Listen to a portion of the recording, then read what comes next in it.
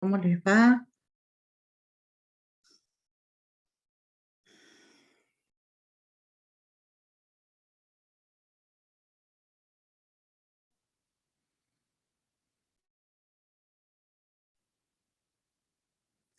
Buenas tardes a todos. Hoy vamos a hablar de la responsabilidad profesional. Buenas tardes.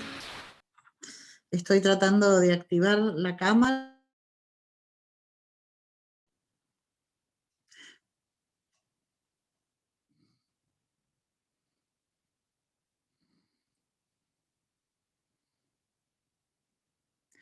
Bueno,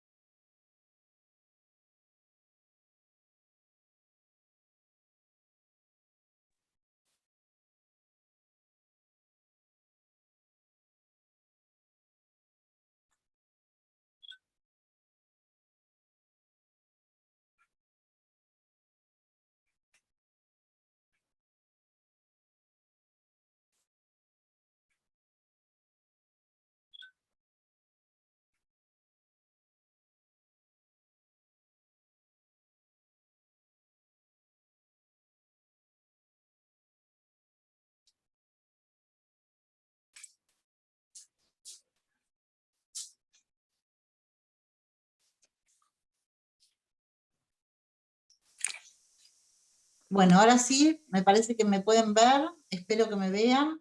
¿Cómo les va a todos? Bueno, vamos a hablar de la responsabilidad profesional. ¿Cómo estás, Alejandro? Ahí te veo. Buenas tardes. Buenas tardes a todos. Hola, hola, ¿cómo les va? Bueno, un tema muy interesante dentro del derecho de daños se abre a partir del tratamiento de cuál es la responsabilidad profesional. El Código de Vélez no trataba el tema específicamente, si bien la doctrina y la jurisprudencia en su avance y tratando de establecer, una compensación a aquellos que justificadamente concurrían a una persona que por sus caracteres de habitualidad, de talento, de perfeccionamiento los sostenían en una determinada acción, por eso decimos que digamos, la responsabilidad profesional, como específicamente lo establece el artículo 1768, se regula por las obligaciones de hacer y de no hacer. Hoy está tratada en este nuevo código que establece cuáles son las reglas bases en cuanto al tratamiento de la responsabilidad profesional. Todo el presupuesto de nuestra teoría de daños se nutre en los 4 elementos fundamentales para que exista responsabilidad. Y estos, como ustedes ya saben, en primer lugar son la antijuridicidad, el daño, la relación de causalidad y los factores de atribución. Si nosotros hablamos de la responsabilidad profesional, en primer lugar, estamos estableciendo una relación directa entre una persona que a título oneroso o gratuito presta un servicio, una actividad o realiza un acto material a favor de otra y a la cual dedica cierta habitualidad en el ejercicio de dicha acción. El profesional es aquel que por su talento, por su capacidad, por la habitualidad, está comprometido a hacer o a dar un servicio y está obligado por este empeño, por este desarrollo específico, a percibir un precio en dinero, y está obligado a cumplir con ciertas reglas de protocolo, de perfeccionamiento, en lo que respecta a la prestación de dicho servicio. Esta relación que existe entre el profesional y el cliente lo encierra en la diligencia, la prudencia, la técnica específica que debe desarrollar a los efectos de alcanzar un resultado.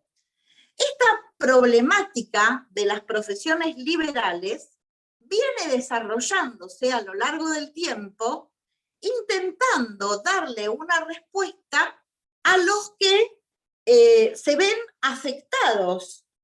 En primer lugar, por la existencia de muchísimos profesionales que, teniendo un título habilitante, no realizan el perfeccionamiento correspondiente, la actualización debida en cuanto a los conocimientos, en cuanto al perfeccionamiento, y no se adecúan a las reglas que dicha profesión les establece como necesarias para el ejercicio. Se habla de la culpa profesional como el factor de atribución suficiente. En principio, al profesional se lo hace responsable cuando su obrar es culposo. Fíjense que esto significa un agravante en lo que tiene que ver con la actividad que desarrollan, porque la culpa que debe prestarse o que debe manifestarse debe ser una culpa grave. Esto significa que en el desarrollo del ejercicio no debe haber respondido a lo que habitualmente un técnico de dicha profesión debería desarrollar. Hay una que Melmacher de Carlucci desarrolla perfectamente el tema de la culpa profesional, estableciendo que la culpa profesional no es más ni menos que la culpa de un actuar imperítico, es decir, aquel que desconociendo los hábitos o las consecuencias que debe tener en el ejercicio del desarrollo y de la técnica y contando con los medios suficientes, hace total desconocimiento de lo que está garantizado por el título. Fíjense que nosotros hablamos de un profesional cuando estamos hablando de una persona que cumplió con ciertas pautas, con cierto estudio, que logró el título habilitante, que se colegió, que lo avala esta matrícula que obtiene, y ya desde ese instante, él ofrece un servicio que está garantizado. Pero si este servicio que está garantizado por un título profesional habilitante no cumple con las reglas o las expectativas que cualquiera pudiera tener, lo convierte en responsable directo frente a aquellos que son sus clientes. ¿Sí? Por eso decimos que hoy el ejercicio de la profesión debe ser hecho con total respeto y está específicamente tratada la responsabilidad por la existencia de demasiados profesionales, el detrimento en la calidad de la formación, el menoscabo a la consideración pública y el respeto a los ciudadanos, y sobre todo una nueva concepción del constitucionalismo jurídico que trae este nuevo código. Este nuevo código resalta los derechos personalísimos, resalta el derecho a la vida, el derecho a la integridad física, que deben ser específicamente respetados por aquel profesional al cual uno consulta y del cual uno se vale en el servicio de su técnica o conocimiento. Si nosotros hablamos del artículo 1757, establecemos que la actividad profesional liberal está sujeta a las reglas de las obligaciones de hacer. No nos olvidemos que las obligaciones de hacer se encuentran tratadas en el artículo 773 del Código vigente, y hablamos de una obligación de hacer cuando el objeto consiste en la prestación de un servicio o la realización de un hecho en el tiempo y el lugar y el modo acordado por las partes. Cuando nosotros hablamos de la obligación de hacer, no solamente nos estamos refiriendo a una actividad, sino que también incluimos la prestación de un servicio. Este servicio encierra ciertas diligencias, cierto compromiso que debe ser específicamente cumplido por aquel que realiza el servicio. Es decir, que si nosotros nos referimos a un profesional, estamos reconociendo la obligación en el profesional de cumplir con todas las prestaciones y la adecuación de sus conocimientos. Por eso decimos, continuando el desarrollo del artículo 1768, que en cuanto a cómo se encasilla la responsabilidad o el factor de atribución que corresponde a la culpa profesional, ustedes creo que ya sabrán que la responsabilidad es subjetiva. Y esto significa, este tema que yo les venía desarrollando, que se va a hacer específico hincapié en la culpabilidad de la gente. Es decir, decimos que es una culpa agravada, porque acá no solamente se atiende al resarcimiento a la víctima, sino que si el profesional que presta el servicio desconoce o actúa negligente, imprudente o imperíticamente, se establece la obligación de la indemnización de los daños y perjuicios correspondientes. La culpabilidad en sentido amplio, decimos que admite en principio dos manifestaciones. El dolo, que es cuando la voluntad de la gente es la de querer causar el daño, y la culpa. La culpa habla de una conducta, en principio, que es imprudente, es decir, pese a la ausencia de intención, se provoca un daño,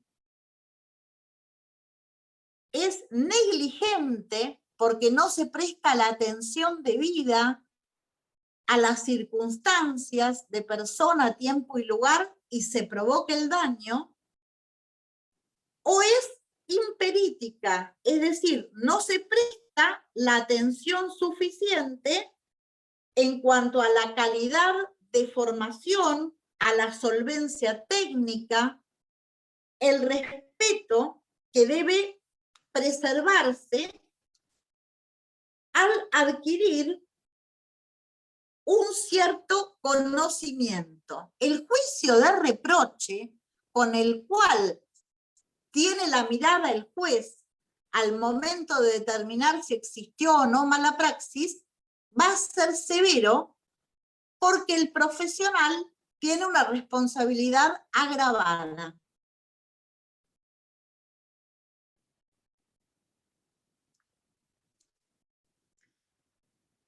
¿Cuáles son las características de una profesión liberal? La primera característica es que existe ausencia de subordinación entre el profesional y el cliente. El conocimiento del profesional está avalado por un título habilitante, mediante el cual él puede desempeñar su actividad.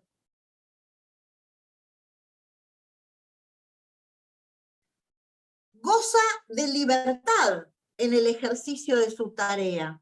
Esto significa que puede utilizar los medios que estén a su alcance para la atención, siempre y cuando cuente con el título habilitante, la potestad disciplinaria. Perdónenme, recién llego de trabajar y me quiero tomar un cafecito. La potestad disciplinaria, la autonomía técnica y generalmente la colegiación obligatoria. Hablamos de un profesional cuando cuenta con todo esto: título habilitante, colegiación obligatoria, potestad disciplinaria y autonomía técnica. Algunos establecen que ciertos oficios también producen esta responsabilidad profesional, sin contar con un título habilitante. ¿Por qué? Porque cuentan con la técnica suficiente. Yo estoy hablando de una responsabilidad de aquel que arregla ascensores porque es un técnico especialista en arreglo de ascensores. Aunque en ese caso yo estoy realizando también una actividad riesgosa y podría ser también en algunos supuestos aplicado el artículo 1757, que en principio, conforme a las profesiones liberales, está eximido. Quiero terminar de leer el artículo para que no nos confundamos. La actividad del profesional liberal está sujeto a las reglas de las obligaciones de hacer. La responsabilidad es subjetiva, excepto que se haya comprometido un resultado concreto. Ustedes saben que en el tratamiento de las obligaciones de hacer se encuentra regulada la distinción entre las obligaciones de medios y las obligaciones de resultado. La mayoría de las profesiones liberales sostienen que son obligaciones de medios, lo cual implica que si uno demuestra que puso la técnica suficiente, que puso el conocimiento suficiente, que puso la diligencia suficiente y que en el tiempo de la obtención del resultado no se alcanzó el resultado, bastará con que demuestre esa diligencia, esa técnica y ese empeño en el ejercicio de la profesión para que se encuentre liberado de la responsabilidad. Pero hay muchas profesiones en las cuales desde el inicio se concreta un resultado. nombramos como obligaciones de resultado las obligaciones de los escribanos. ¿Por qué? Porque es una obligación de carácter liberal, pero que le impone al profesional escribano que al momento en el cual las partes acercan todos los certificados correspondientes de liberación, de gravamen, que son necesariamente exigidos por el escribano tiene que dar por fin la escritura traslativa de dominio. Entonces, esta obligación no es de medios y desde el inicio es una obligación de resultado. ¿Por qué? Porque el escribano compromete hacer la traslación dominial tomando todas las obligaciones a su cargo de exigir a ambas partes los certificados de libre gravamen que correspondan. ¿Qué sucede si al momento en el cual se realiza la transferencia dominial, la propiedad que va a ser transmitida de un sujeto al otro se encuentra con un embargo? Y el escribano igualmente realiza la escritura traslativa. Está cometiendo un daño gravísimo del cual debe responder. Y acá, ¿por qué debe responder? Porque es una obligación de resultado. Desde el inicio se lo contrata para que realice la inscripción registral y la traslación dominial. ¿Sí? En algunos supuestos, la profesión médica también es una obligación de resultados.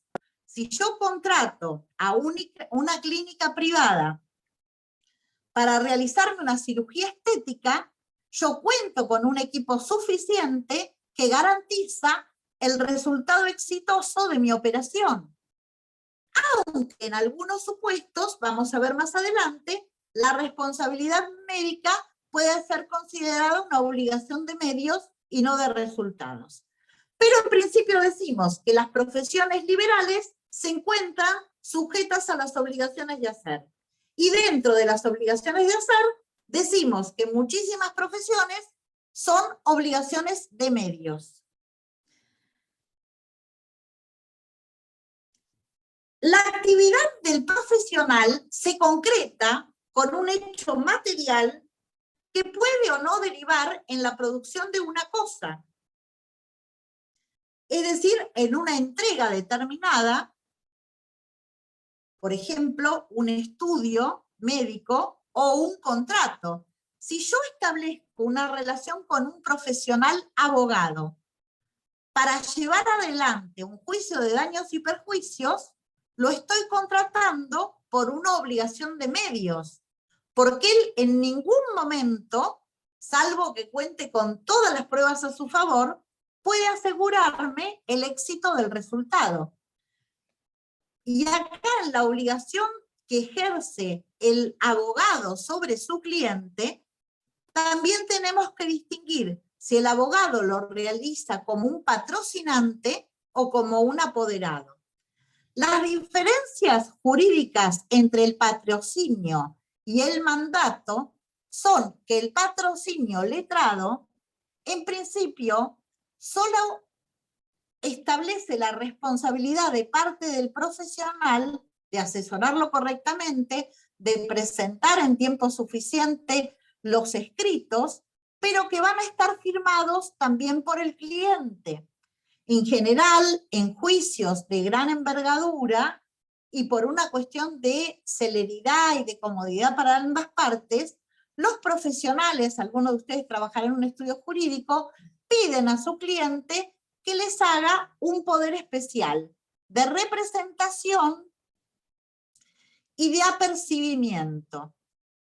Es muy interesante saber que si no está incluido el apercibimiento dentro de la representación, el profesional no está habilitado para el cobro del juicio. Fíjense lo importante que es ver qué tipo de poder yo le otorgo a mi abogado. Si yo le otorgo a mi abogado desde el inicio del juicio un juicio de representatividad y de apercibimiento, yo lo estoy autorizando al abogado a que lleve adelante todo el juicio. El abogado no puede perder ningún plazo porque aunque tenga toda la razón en su derecho, si pierde algún plazo, si caduca la posibilidad de seguir la instancia judicial, porque lo presentó fuera de término, pierde el derecho, en ese caso la responsabilidad es agravadísima.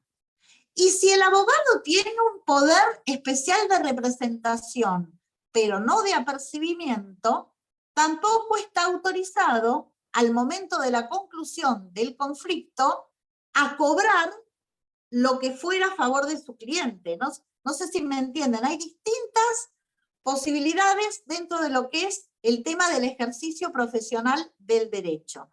La mayoría de los abogados contrata, o sea, la mayoría de los clientes contratan con abogados cierto asesoramiento, y en algunas instancias se hablaba de asesoramientos preventivos y, digamos, periódicos. Hay muchísimas empresas que se dedican con un equipo de abogados suficiente, específicamente, digamos, preparados para un tema general, para asesorar y para, digamos, responder frente a cualquiera de las circunstancias que haya de conflictos de derechos, ya sea laborales o sea de otra instancia.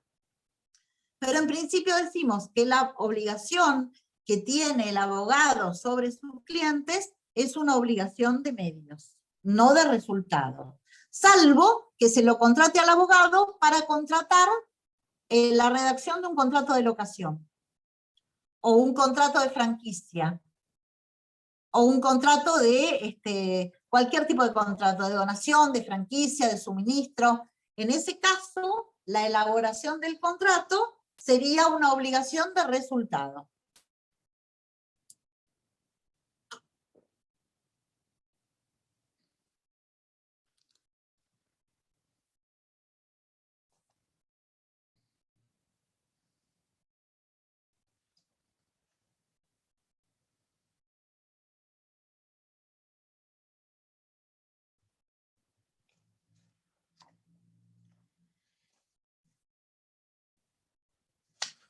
Muy bien. En principio, los servicios profesionales liberales, reconocidos fehacientemente, tienen una ley específica que regula, de acuerdo a la colegiación de que se trate, el servicio que el profesional brinda. Pero están obligados todos los profesionales a realizar sus tareas comprometiendo el ajuste a las reglas que se imponen conforme a la profesión de la cual se trate. No pueden desconocer técnicas básicas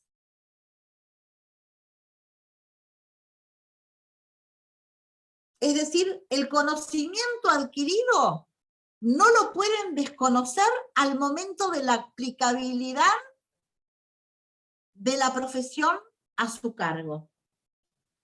Estas técnicas deben ser realizadas eficazmente. Por eso hablamos de la culpa profesional, teniendo en cuenta el gran desconocimiento, la gran desatención que el profesional realiza al momento del ejercicio. Si bien no ha sido preestablecido un concepto de culpa profesional, las circunstancias deben ser analizadas dentro del campo profesional del cual se trate y conforme a las reglas y circunstancias que rodeen el hecho. Si nosotros tenemos la desgracia de tener un accidente en la vía pública, el servicio del profesional que nos asista dependerá de las circunstancias que rodeen el hecho.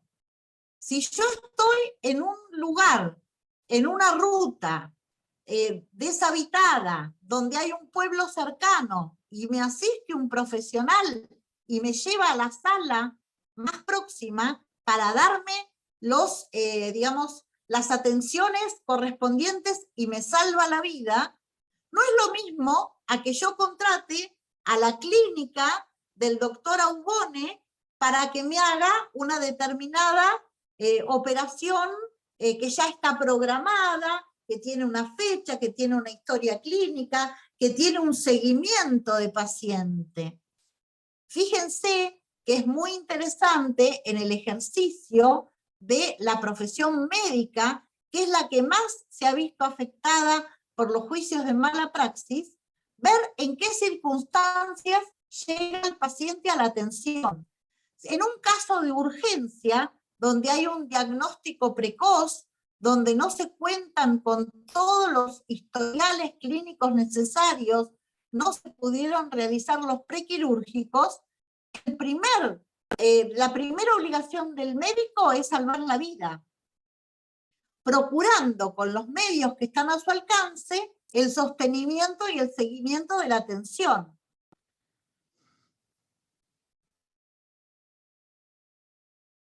Por eso hay que tener en cuenta cuando uno habla de la impericia y de la negligencia del profesional a cargo, cuáles fueron las circunstancias que rodearon el hecho.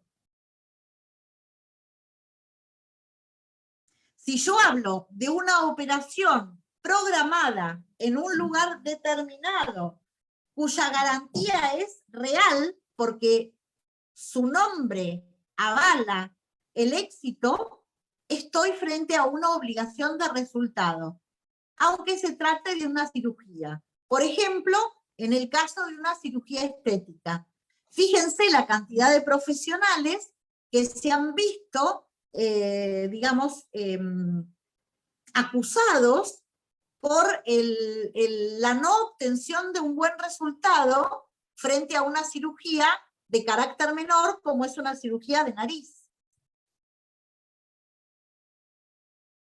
No se puede comparar esto con una asistencia a un accidente de una bicicleta donde hubo fractura expuesta y la, atención fue en la salita o en el UPA que estaba habilitado.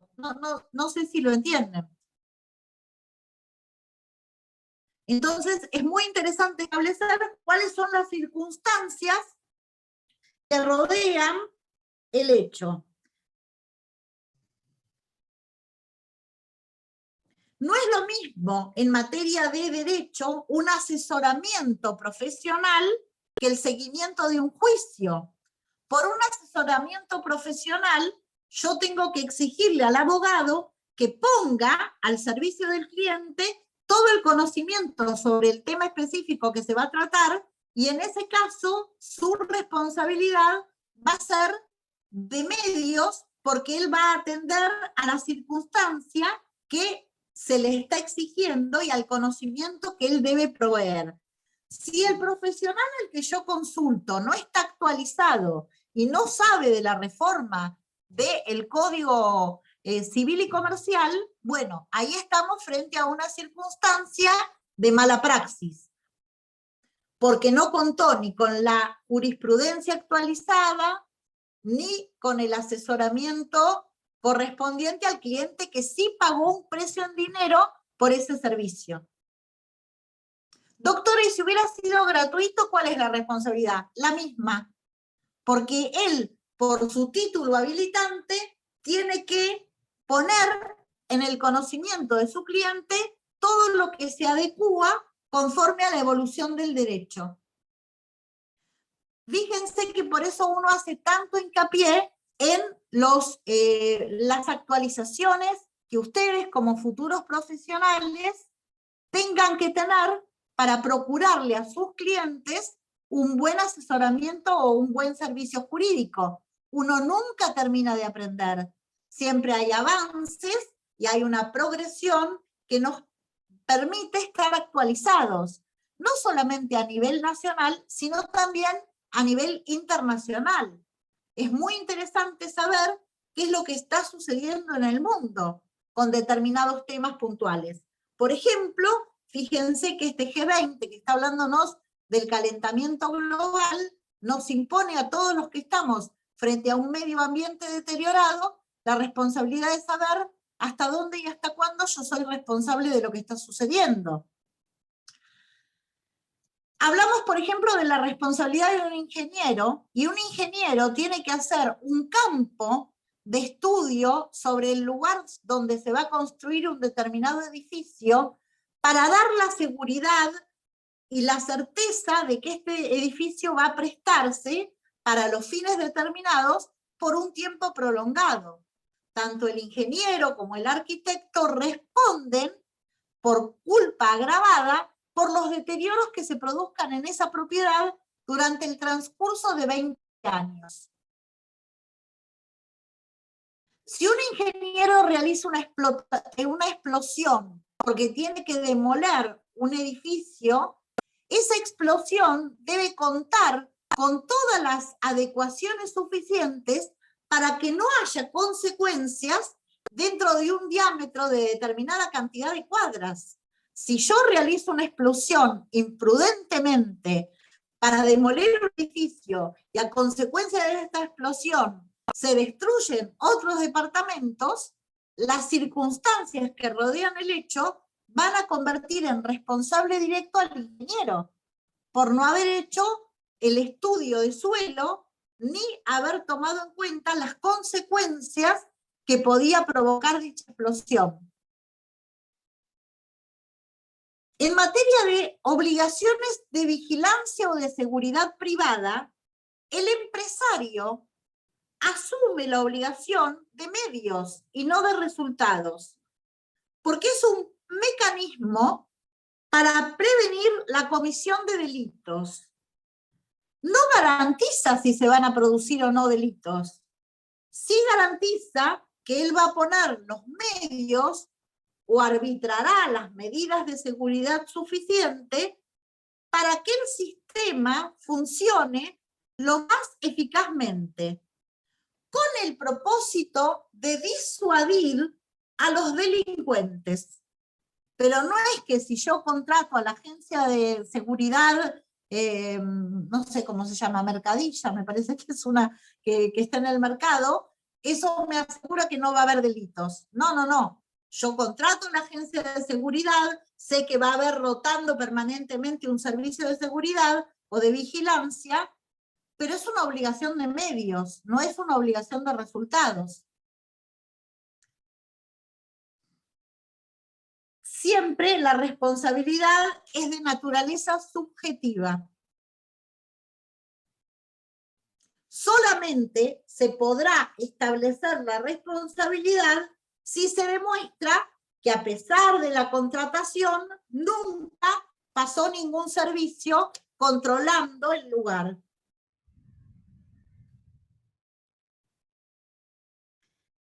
El profesional responde por el desconocimiento grosero de las reglas elementales de su profesión.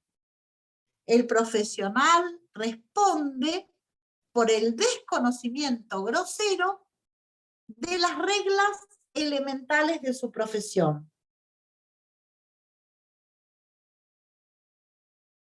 Se debe analizar, conforme a la sana crítica, con especial cuidado, el campo del desarrollo y si realmente se aplicaron las técnicas de adecuación correspondientes.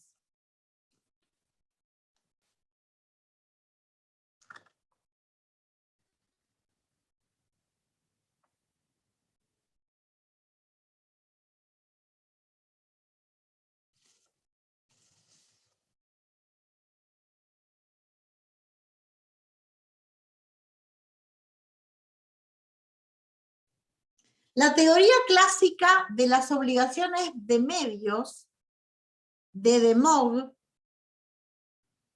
imponían al deudor no solo que prometiera la diligencia adecuada, sino que cumpliera con la aptitud suficiente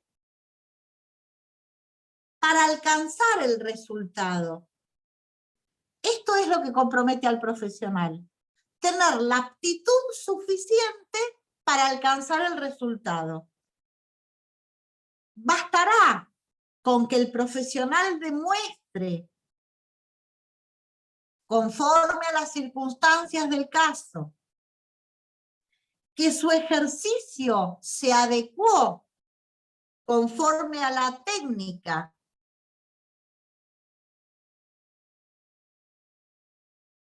y a la eficiencia adecuada,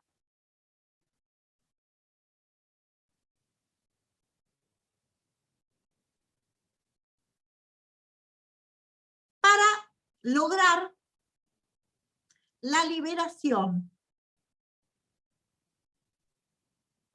de la responsabilidad.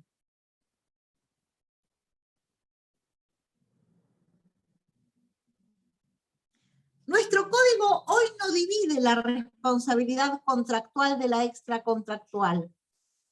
Y un juicio de mala praxis puede ser planteado desde los 2 años hasta los 10 años, si siguen las secuencias y las secuelas del daño en la persona que lo ha sufrido. Frente a un error de diagnóstico de un médico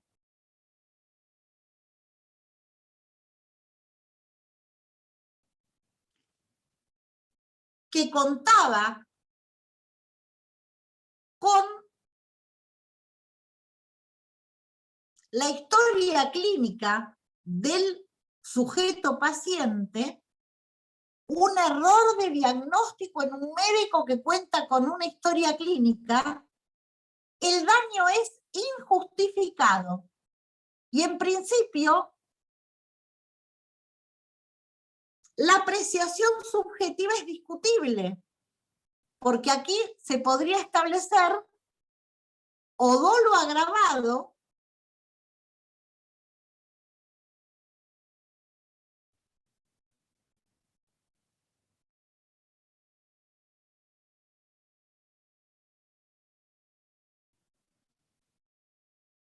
porque existe una negligencia o una impericia en la averiguación de un estado de alergia, chicos. Fíjense lo simple y las consecuencias gravosas que puede atraerle a una persona la aplicación de un medicamento cuando el sujeto es alérgico.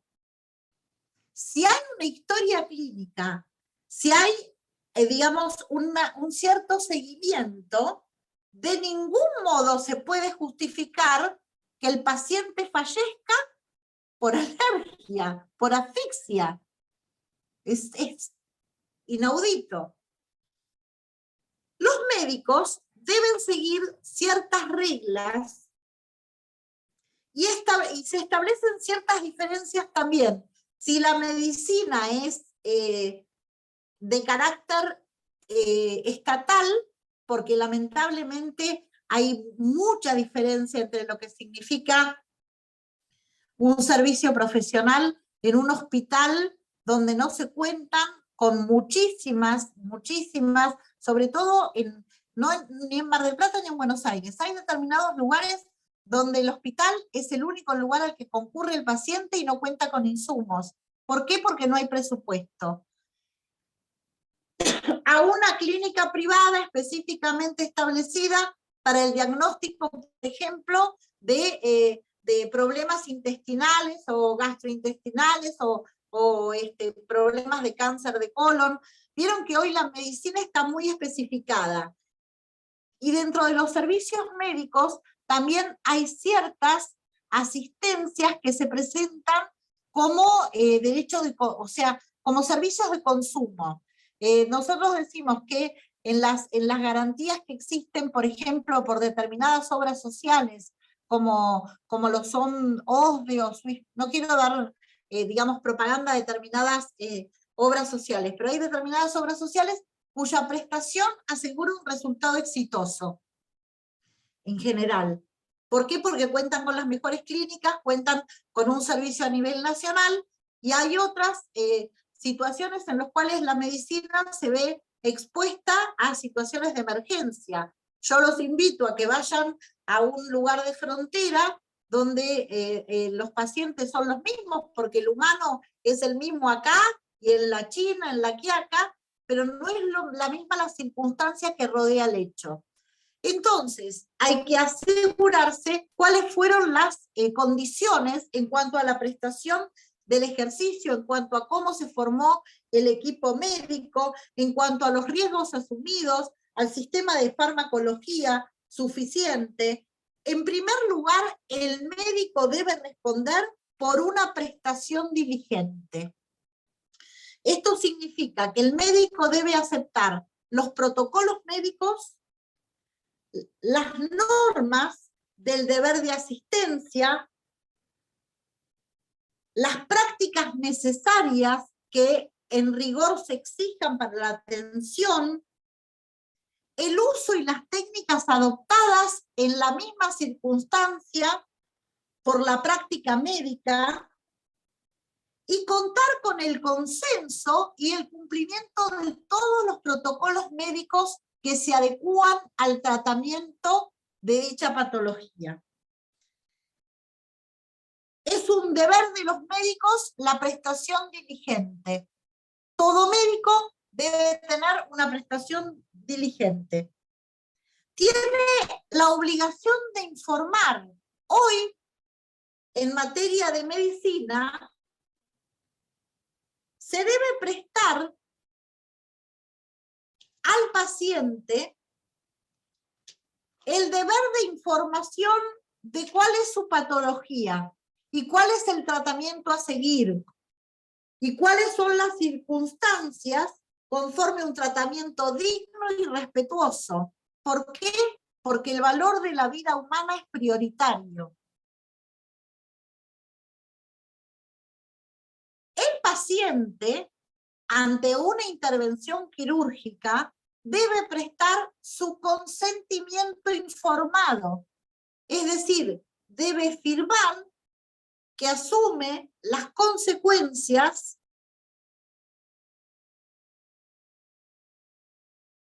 frente a una declaración jurada que presta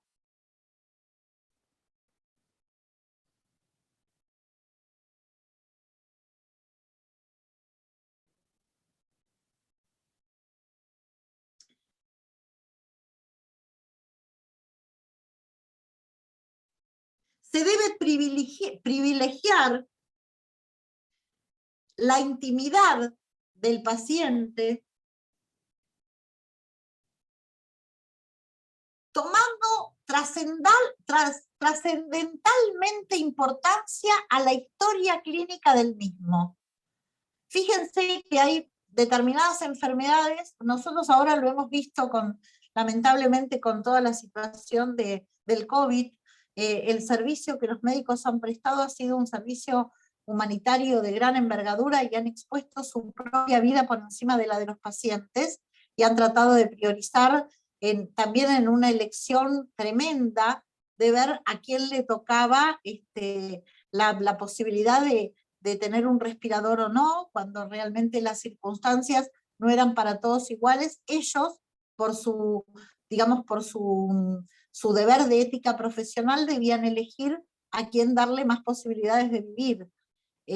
Bueno, nada, yo tengo una hija que es médica, que trabaja hace muchos años en el HPC, y permanentemente ellos están prestando un servicio entre la vida y la muerte, aún en circunstancias digamos, insignificantes, como les puedo decir, atender un paciente de urgencia que tiene una serie de afecciones que no se pueden prever en el momento en el cual lo reciben, y asumir la consecución de una muerte porque se les ha dado un determinado medicamento al cual ellos serán alérgicos.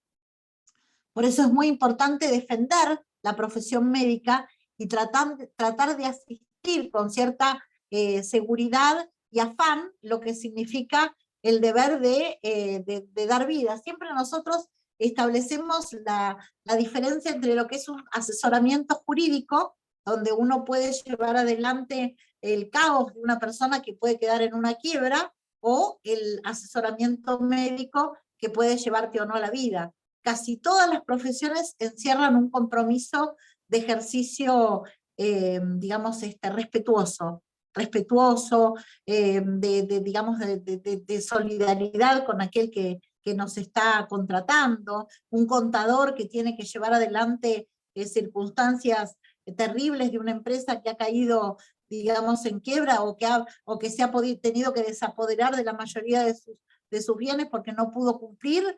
Bueno, también tiene un cierto riesgo, y siempre uno, a partir de la jura, en la colegiación que sea, tiene un deber de respeto por el otro y por lo que significa el ejercicio de la profesión. Yo me levanto el sombrero frente a los médicos que luchan por la salud de sus pacientes en los hospitales donde realmente no cuentan con insumos suficientes.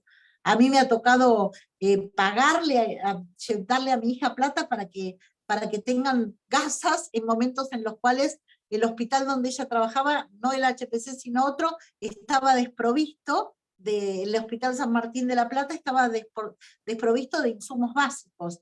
Y con eso hacen maravillas, hacen malabares y defienden la vida de los sujetos. Entonces es muy importante establecer cuál es la responsabilidad del médico y cuál es la relación de causalidad. Pero no nos olvidemos de estos deberes importantes. El factor de atribución, como les decía, es el factor de atribución subjetivo, salvo en las obligaciones médicas donde hubo un compromiso de resultado.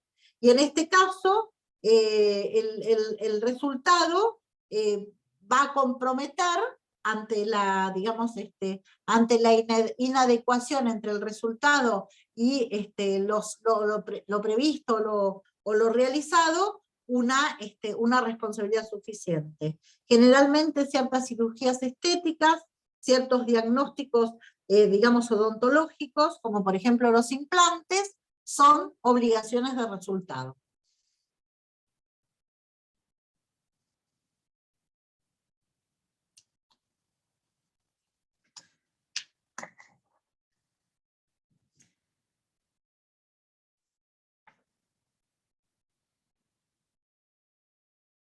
En materia de responsabilidad médica hay confidencialidad. En algunos supuestos se puede hablar de una responsabilidad compleja. Hay cierto colapso en la salud pública. Y muchas leyes que regulan temas específicos, como por ejemplo, trasplante de órganos, ley 24.193, la ley de sangre 22.990, la ley de salud pública 15.465,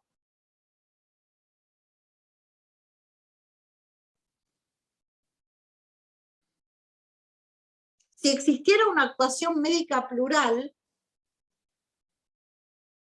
cuando nosotros hablamos de una práctica de salud a través de una cirugía, existen un equipo médico profesional, donde es muy difícil determinar quién fue el que produjo el daño. Si estamos dentro de un grupo y hay una falta de identificación del causante, estamos frente a lo que el código denomina hoy autor anónimo. Y si el daño proviene de un miembro no identificado, todos son solidariamente responsables frente a la víctima. Excepto que se demuestre que uno no participó en la producción del hecho.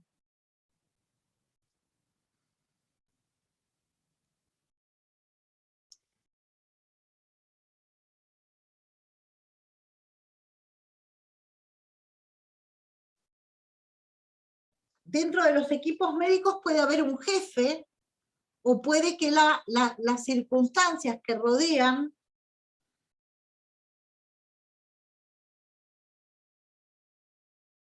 a este equipo médico los haga todos iguales frente a la situación. Si existe un jefe, y este jefe no tuvo digamos, la adecuación o el control sobre los que estaban con él, podría llegar a causar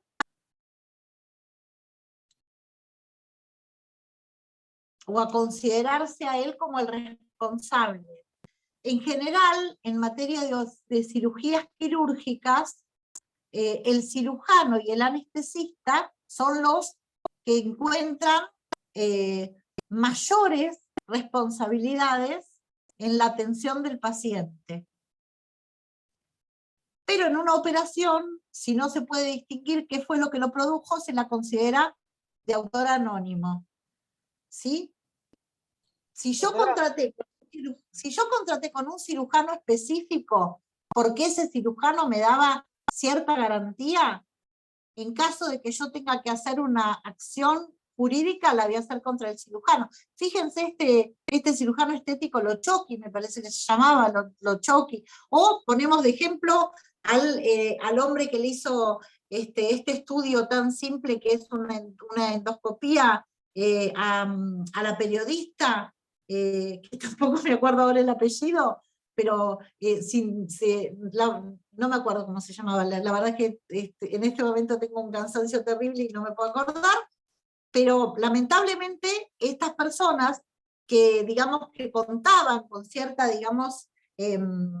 prestigio, son responsables directos por las consecuencias de su obrar negligente o imprudente.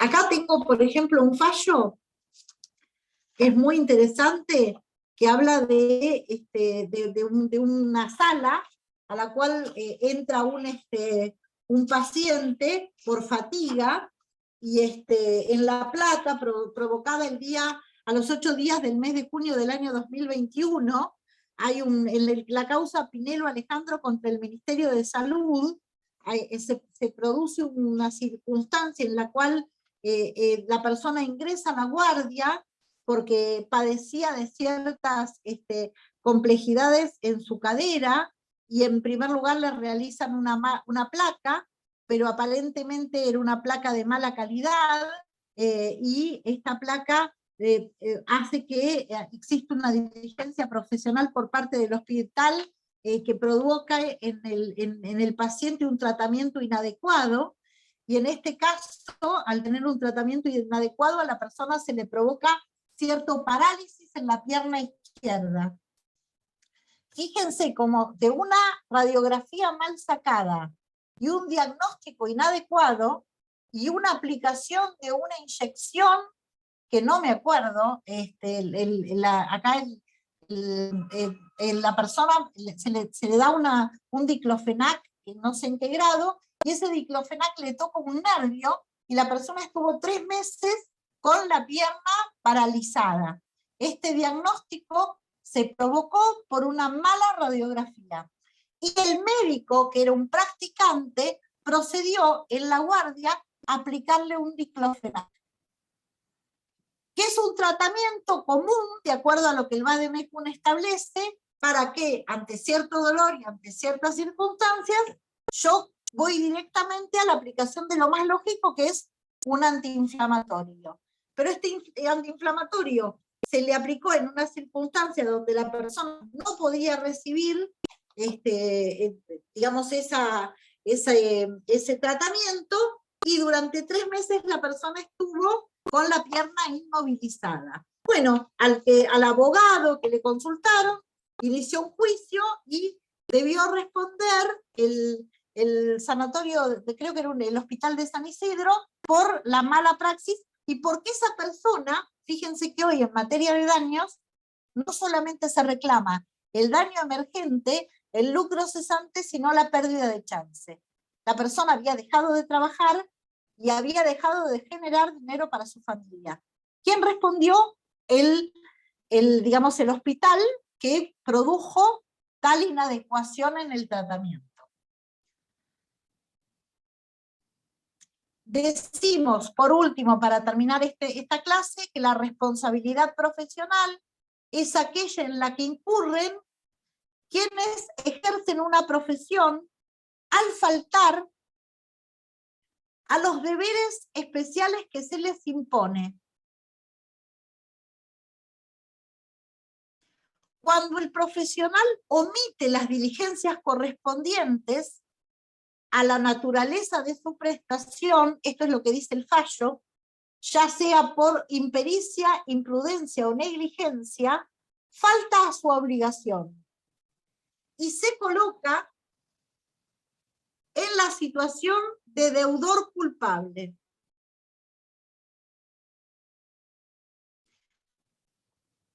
La culpa consiste en la omisión de aquellas diligencias que exigiere la naturaleza de la obligación y que corresponden a circunstancias de persona, tiempo y lugar. El deber del médico es un deber de medios, pero que impone una diligencia y una aptitud para cumplir las medidas que normalmente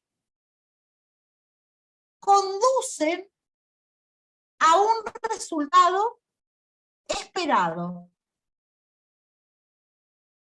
sin asegurar la obtención.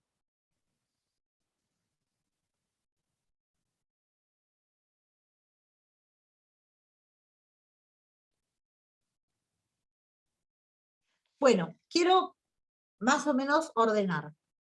Existe la responsabilidad profesional, hoy el código lo reconoce, artículo 1768 del código vigente.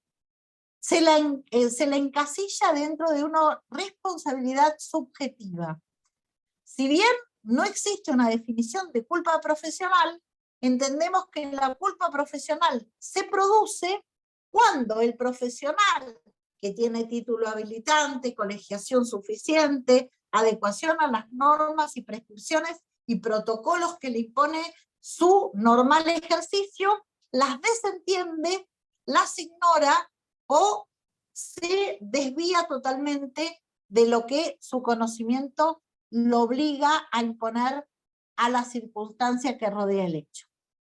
¿Alguna duda, chiquitos, con relación a este tema?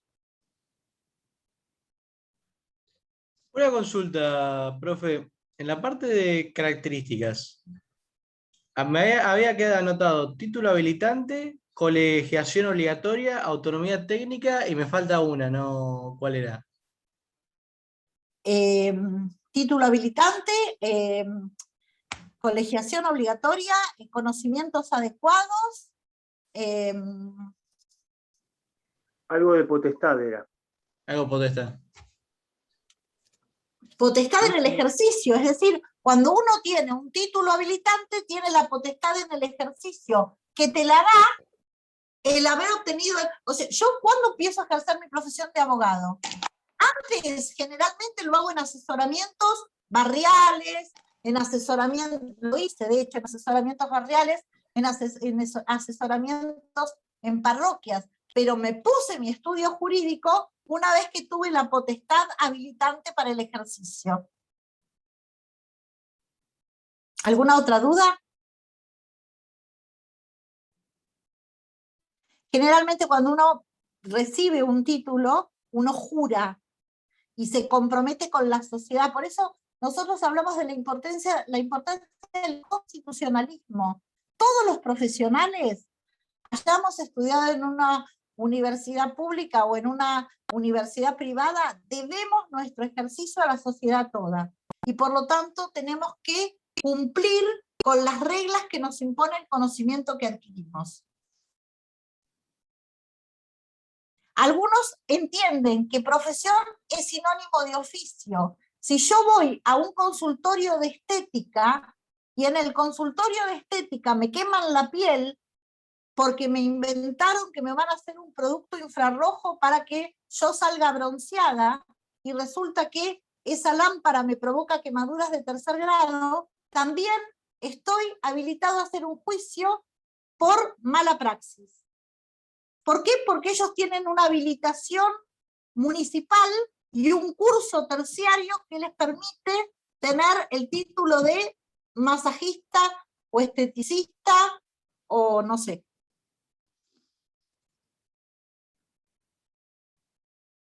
Por eso se dice que se adecua el concepto de profesión u oficio, donde hay técnicas específicas para reglamentar el servicio A.